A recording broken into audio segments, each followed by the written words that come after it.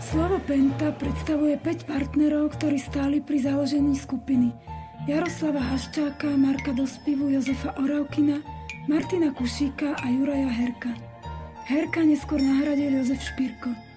Zoznámili sa na Moskovskej univerzite, kde všetci študovali. Priateľstvo prerástlo do biznisu. Z Moskvy odišli študovať na Pekinskú univerzitu.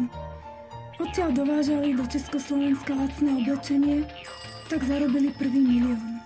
V roku 96 urobila Penta zásadný biznis, pri ktorom zarobila prvú miliardu. Mečiarova vláda jej umožnila ovládnuť investičný fond VUB Coupon asi za 20% jeho hodnoty.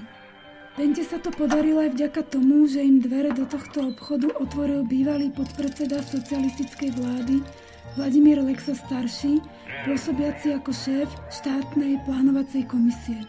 Ten poradil Pente zamestnať Alojza Lorenca, posledného komunistického šéfa ŠTB.